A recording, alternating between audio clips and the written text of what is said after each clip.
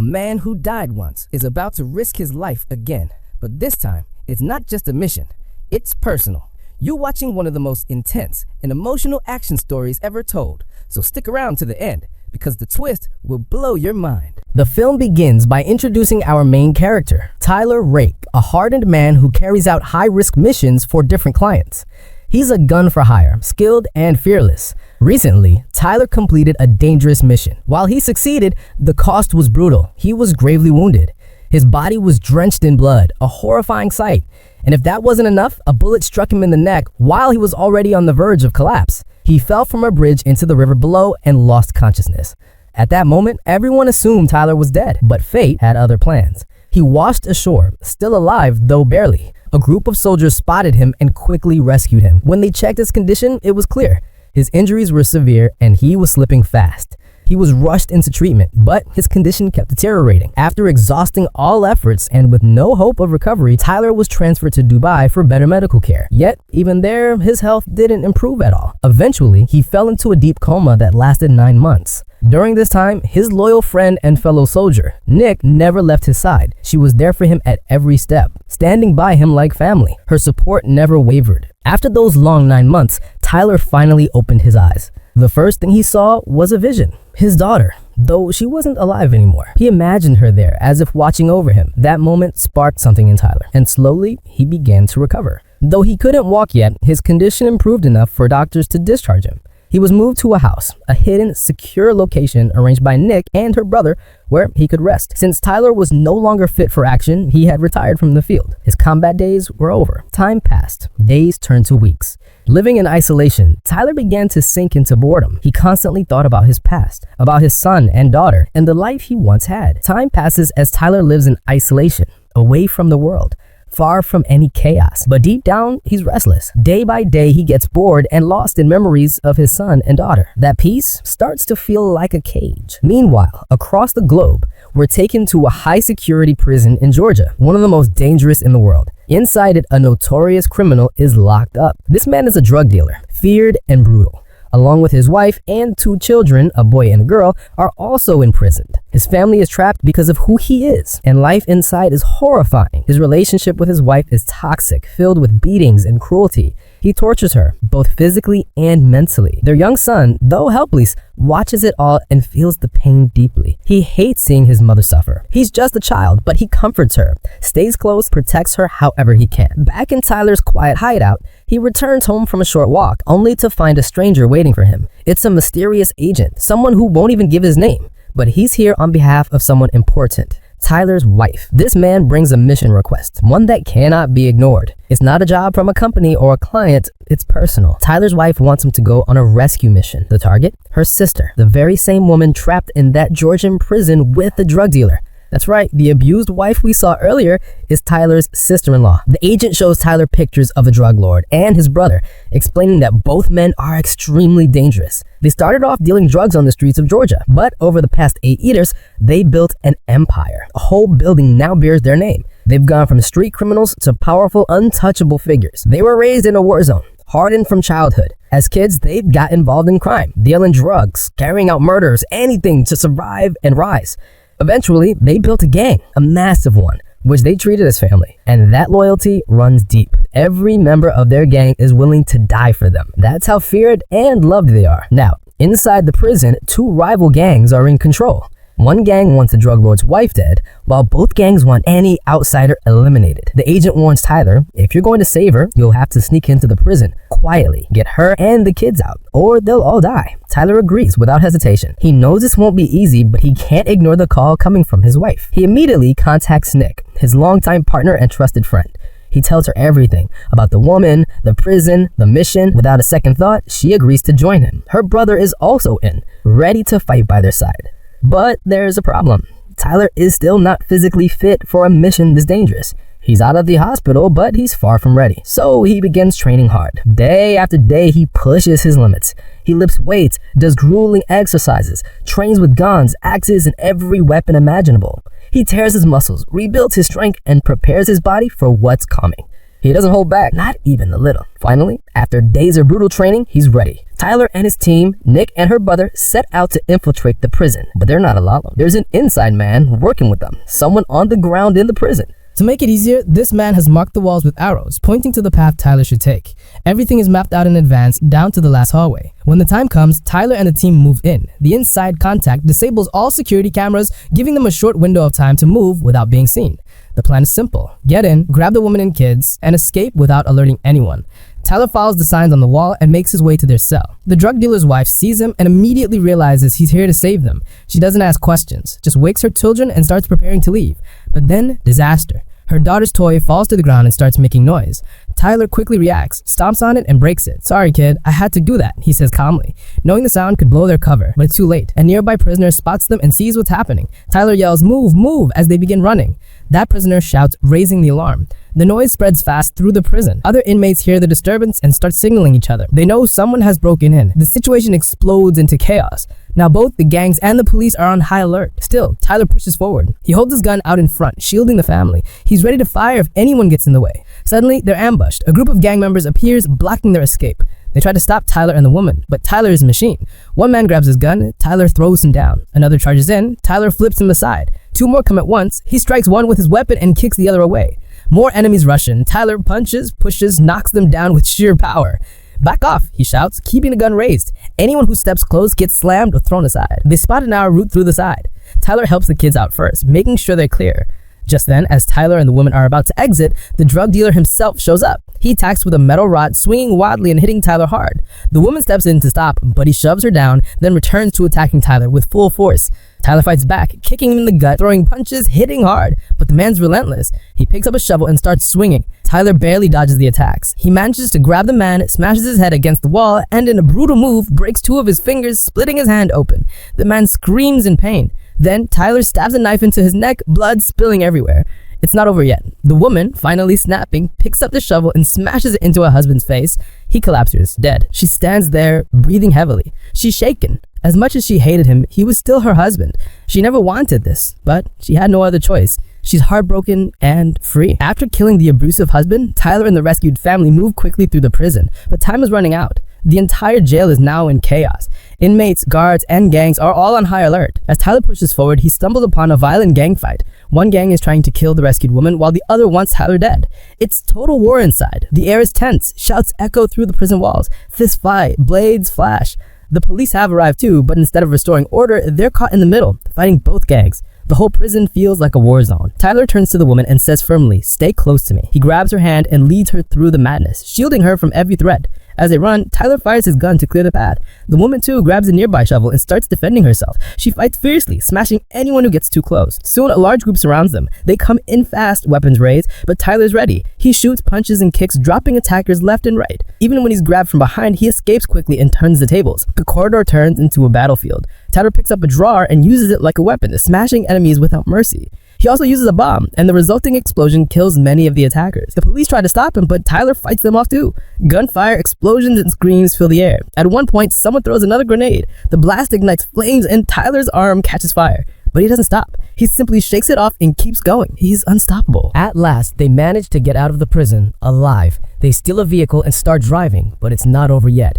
The drug lord's brother and his men are chasing them in multiple cars. They're out for revenge. Tyler, still driving, grabs his shotgun and fires out the window. Explosions light up behind him as he shoots bombs at the road, destroying enemy vehicles. But there are too many. The chase is relentless. Bullets rain down on their car from all directions. Still, Tyler manages to crash enemy vehicles, forcing them off the road. With clever driving and non-stop attacks, he creates enough destruction to buy them time. Eventually, Tyler brings the family to a safe house where Nick and her brother are waiting. Inside, they check on the kids. The boy has a wound on his hand, so Tyler gently bandages it. There's a moment of calm, but it doesn't last. Outside, Zurab, the drug lord's brother, has arrived with helicopters and an army of men. They start firing bombs and billets at the building. Tyler rushes to a storage room, grabs his biggest gun, and runs outside. He starts shooting back at the helicopter while it continues circling above, launching attack after attack. Eventually, Tyler lands a direct shot, destroying the helicopter mid-air. It crashes and the immediate threat is gone. But that's not the end. Soon, Tyler and his team board a moving train, but Zurab's surviving men are already on it. A new wave of attackers charges at them inside the train car. Nick springs into action.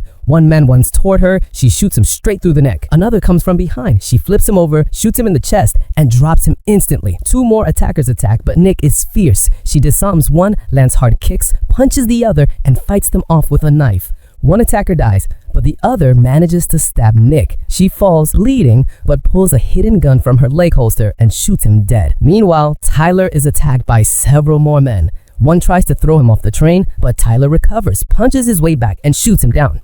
Another attacks from behind. Tyler ends in two. More enemies pour in, but Tyler keeps going, unstoppable and precise. On the other side of all this chaos, Zurab is shown alone, devastated by the death of his brother. He sits silently, remembering their childhood, their bond. Tears stream down his face. He's not just angry, he's broken. Losing his brother was like losing a part of himself. Now Zurab wants revenge, not just against Tyler, but also against the woman Tyler rescued. Back at the safe house, the rescued boy, the drug lord's son, is shaken. He asks his mom, "Is Dad really dead?" His mother nods slowly, holding back tears. "Yes, son, he's gone, and I'm sad too." They all board a plane, hoping to reach safety. During the flight, Nick's brother is on his phone. The boy watches closely, eyeing the phone. When no one's looking, he sneaks it and calls Zurab. He gives away their location. Zurab picks up the phone, smiles coldly, and says, "Good job, son. We'll get justice. We're family and we don't forget." Now Zurab begins building his own army. He's ready to go to war. Back at the safe house, Tyler notices something strange. A helicopter approaching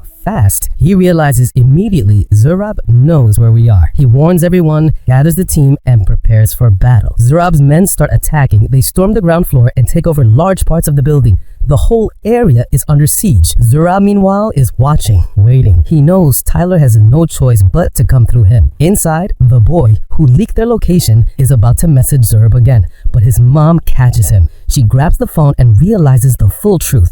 Her son led the enemy straight to them. Suddenly, a blast shakes the building. Zurab's men fire a rocket launcher, blowing apart the safe house walls. Tyler shouts for everyone to get down. He grabs his heavy weapon, covers the team, and leads them into an elevator for a safer exit route. The police soon arrived, trying to bring the chaos under control. But Zurab's men showed no mercy. They unleashed a barrage of gunfire, riddling every police car with bullets until they exploded one by one. Tyler quickly gathered the rescued family, urging them into a car. He jumped behind the wheel, trying to get them out safely. But suddenly, the goon's young son pulled open the door, bolted out of the vehicle, and ran straight toward danger. Without hesitation, Nick's brothers sprinted after him, trying to catch the boy. The child, however, made it all the way to his uncle Zurab, clinging to him, as Nick's brother stood helplessly behind. That's when the trap was sprung. Zurab's men swarmed in. They rammed a car sideways, blocking the path completely, and then unleashed a storm of bullets. Nick's brother was pinned down, and Nick herself rushed in to protect him. But the two siblings were quickly overwhelmed. Gunfire tore into them, leaving both injured and bleeding. Surrounded from all directions, with Zurab's men closing in, their situation turned dire. Despite the wounds, Nick and her brother fought back with everything they had, dodging bullets, firing back, refusing to surrender. But the enemy's numbers were too great. They were being pressed harder and harder, running out of options. No help is coming. Tyler and his team head toward the rooftop, hoping to escape via helicopter. But Zurab's men find out and start chasing them upstairs. A final showdown is coming, and both sides know it. As Tyler, Nick, and her brother rush toward the rooftop, they brace for the worst. The narrow stairways echo with gunshots. Zurab's men are closing in fast. Reaching the top, Nick is first to encounter an enemy. A man charges at her, she shoves him away and fires. Her gun drops in the scuffle, but she's quick. She grabs her knife, lunges forward, and stabs his leg. But he hits her hard, and she falls back. At the same time, Tyler and Nick's brother are fighting their way up. More enemies come at them. Bullets fly, fists land, but the duo fights ruthlessly, punching and shooting through the wave of attackers. They're unstoppable. Suddenly, Nick's brother gets shot. Wounded and bleeding, he still manages to return fire and kill his attacker. But the injury is serious. He staggers, barely able to stand. Nick tries to fight off another man, but both of them fall and crash them with glass floor. She lands hard, unconscious, and begins sliding toward the edge of the rooftop. She's moments away from falling to her death. Tyler, seeing her, doesn't hesitate. He charges forward, dives, and grabs her hand just in time, hanging from the edge himself, with one hand holding the rooftop and the other gripping Nick. But then Zurab himself appears. He watches the scene calmly. "What a beautiful view," he says coldly. "Now you'll feel what it's like to lose someone you love." He aims his gun and shoots Tyler in the hand, the very hand holding onto the ledge. Tyler winces in pain, nearly losing his grip, but he doesn't let go. Just as Zurab gets ready to fire again, Nick shoots at the glass under Zurab's feet. It shatters and Zurab falls, dangling just like them. With immense effort, Tyler and Nick pull themselves back up to the roof. Tyler turns to Nick and says, "Go to the family. I'll take care of Zurab." Nick runs to her brother. She finds him in a terrible state, covered in blood, gasping. She tries to help, but knows he's in critical condition. Meanwhile, Tyler heads towards Zurab, and a brutal final battle begins. The two men trade blow after blow, punches echoing across the rooftop. Blood splatters. Both are exhausted, but neither backs down. Zurab picks up a metal object and swings at Tyler, trying to crush him. Tyler dodges, counters, and smashes him into the glass walls. Finally, Tyler breaks the glass and Zurab falls, seemingly unconscious. But it's not over yet. As Tyler walks away, Zurab gets up again. He was faking. He quietly follows Tyler and the team as they rush toward the escape helicopter. They help Nick's brother on board. His injuries are bad. He's fading fast. Suddenly, Zurab arrives and fires all his bullets into the side of the helicopter. The whole team makes it inside, but Nick's brother doesn't survive. He was hit too many times. Nick is heartbroken. She holds her brother's hand as he takes his last breath. Her tears roll down her face. He was all she had left, and now he's gone. Even the drug dealer's son looks guilty. Deep down he knows, this is because I called Zurab. I betrayed everyone who saved us. Tyler takes them to a secure place where his wife is waiting. She welcomes her sister and niece, making sure they're safe. The boy too was taken in, despite everything he caused. Later, she walks up to Tyler.